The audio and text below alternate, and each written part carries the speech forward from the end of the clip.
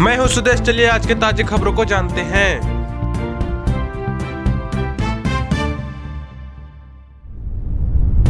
चिलचिलाती धूप के बीच बरसेगी राहत की बूंदें। झारखंड में 22 व 23 अप्रैल को बारिश असर, कहीं कहीं वज्रपात। आशंका जताई गई है कि मौसम विभाग ने अपने पूर्वानुमान से बताया है।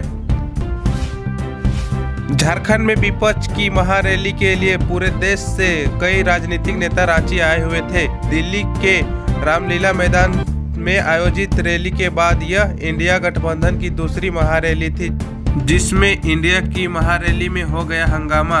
चलने लगी कुर्सियां, आपस में भिड़े कार्यकर्ता, एक दूसरे पर फेंकी कुर्सियां।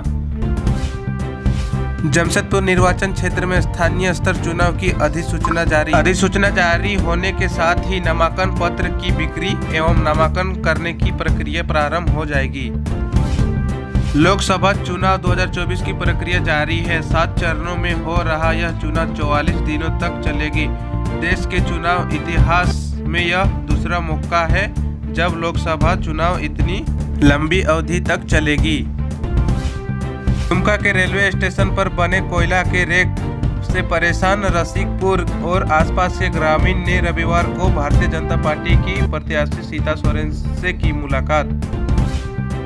कांग्रेस ने पूर्व केंद्रीय मंत्री सुबोध सहाय की बेटी यश सियोनी को रांची सीट से चुनाव मुकाबले में उतारा।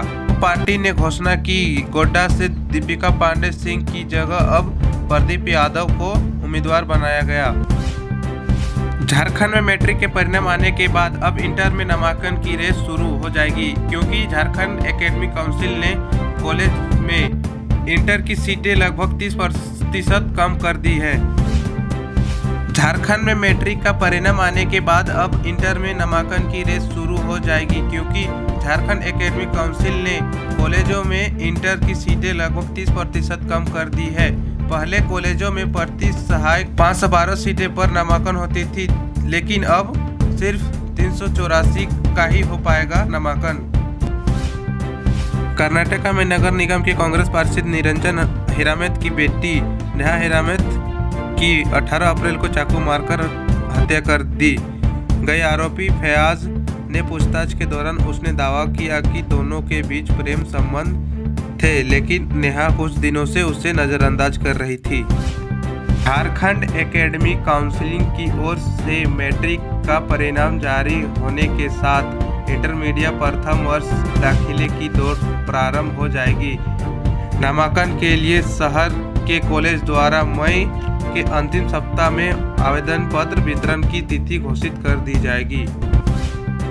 मनोहरपुर प्रखंड के जराईकेला थाना क्षेत्र पचपहिया डोमलोई के बीच भाकपा माओवादियों ने पेड़ों व स्थानीय दुकानदारों के दीवारों पर पोस्टर चिपकाकर वोट बहिष्कार को कहा है।